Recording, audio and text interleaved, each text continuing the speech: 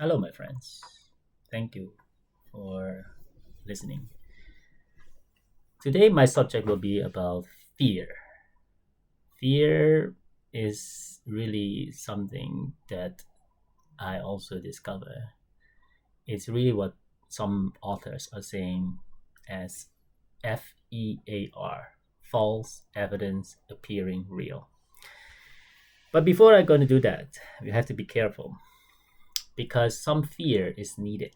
That's why it has been created in our nature. So I'll talk to you about basically what type of fear you can break and what type of fear you don't break. So it's basically two. One, the nature is like gravity. You're afraid to jump out of the building, and that's a good fear because whether you are whoever you are, what age you are, if you jump out of the building, let's say 10 story feet high, you'll come down for sure. So don't do that. So there's the rules of nature, don't break. Okay, that's the rule of gravity. The second one is a rule made by humans, you and me, other people, previous generations, whatever. And those kind of rules can be broken, most of them. So that's why I put in my channel about questions everything, my friend. The reason is because it has been a lot of dilemma about human nature. Oh, shall I do this or shall I do it not? Most of the time, we ask our parents, and then when we grow older, we ask our teachers, and then when we grow even older, we ask our employer, and then when we have no one to ask, you say, "How comes I have no one to ask?" So that's the problem. Okay, so number one, the rules of the nature you never break. The sun comes from the sun comes up from the east, it is the east. It will never be the west. And also gravity is always there. Where you jump, you will fall. Okay? So that is very important. But about nature also, what I want to say is that long time ago people think wood float. So that's why ships were built with wood. And that's why many people thought it was supposed to be there. But later come along someone and come up with steel and they say, no way, steel will sink. And you will say, that's nature. No, that's not nature. That's the rules of the human. Because that was being passed by generation, understanding that when they put the wood in on water, then it float. But when they put the steel on the water, it sink. But nowadays, people know it's not about the material, but it's about the density of the water that hold up the steel. So that's why you have to be careful about when I say about nature. Okay. The second one that I definitely want to talk about is the rule. Basically, the rules. Basically, a lot of rules, a lot of garbage rules, by the way, made by humans, and subconsciously programmed. We are there. Okay. So some of the stuff, especially by our care takers when we were small, and don't do this, don't do that. We love them all, especially our moms. My mom and my mother-in-law, they're phenomenal people because without them, I'm not here. And because they care a lot about their children and also now their grandchildren, and they're doing phenomenal job. And I think yours as well. Okay, so fear. What I want to give you some example in my lifetime and how you can apply into your life. Hopefully, it can help you. Just to give you a brief summary first about how you can deal with fear that you suddenly feel, is something that stop you eventually, but don't let it stop you. It just is a guide.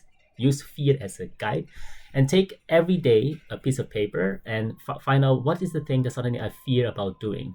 Let's say for me, example, when I was in a university, then before I went to the university, high school, I graduated, but I was not on top of the 20 or whatever class. I was really in the middle. And I have to go to, a lot of people don't know, it's so in Holland, it's called a hogeschool. So it's not really it's more like an applied science. It's not really a university.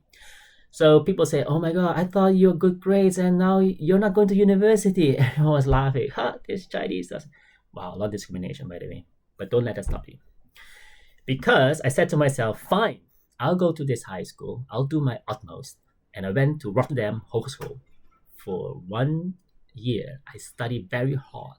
Usually it takes 4 years to finish the course. but I studied only 1 year for that, and another 1 year I did quickly to go to the university. So within that 1.5 year, 2 years, I went to the university. And people say, whoa, what are you going to study? I said, I'm going to study what one of my best friend told me, Yishan, study econometric and operational research.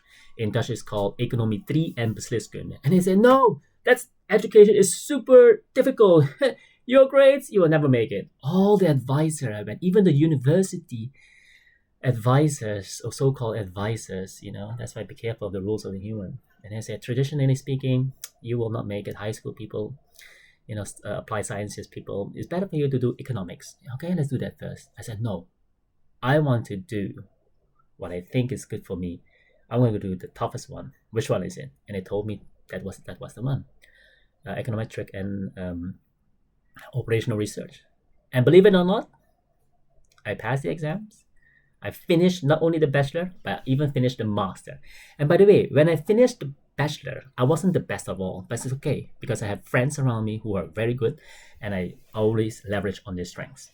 Always remember that you have to develop your strengths and manage your weakness. Don't let people tell you, oh yeah, you have to focus on your weaknesses and help to develop it. Bullshit.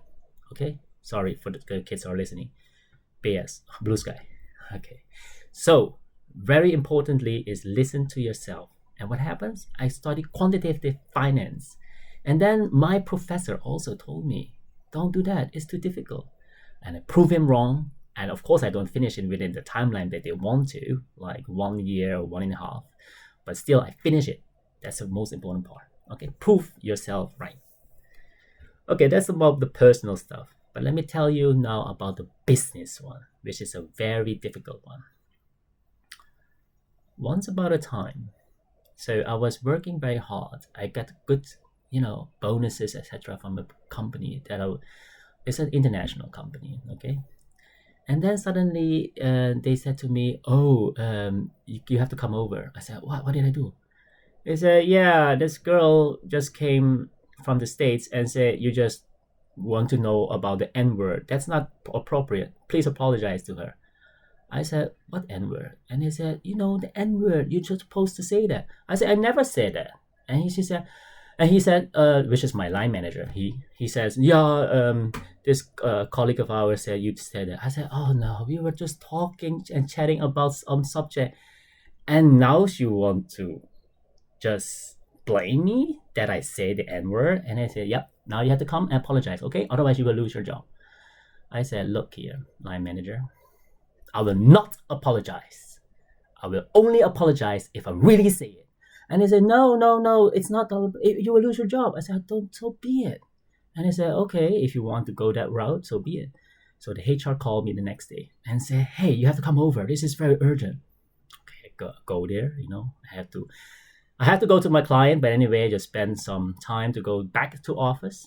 And HR said, okay, now it's very clear.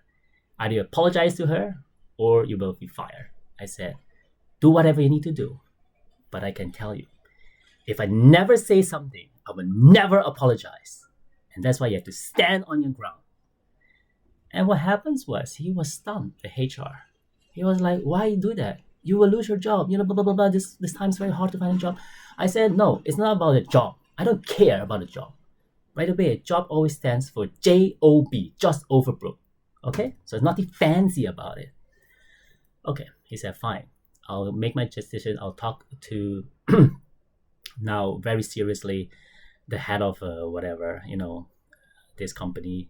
And later on, he came back and say, no, you can stay. The case is dismissed. And I said, one last thing. You don't record it that I say something in your system. I said, oh no, I have to. I said, if I never say it like I said. And the HR said, okay, I will not record it at all and in my system. Whether he did it or not, I don't know. But I still have my job. So friends, and whoever listening to this, never let fear interfere with your disruption. So number one is write down your fear, what you're afraid about. And then the second one is study it very hard. How to overcome that fear. And remember, my friends, that fear stands for false evidence appearing real. Good luck.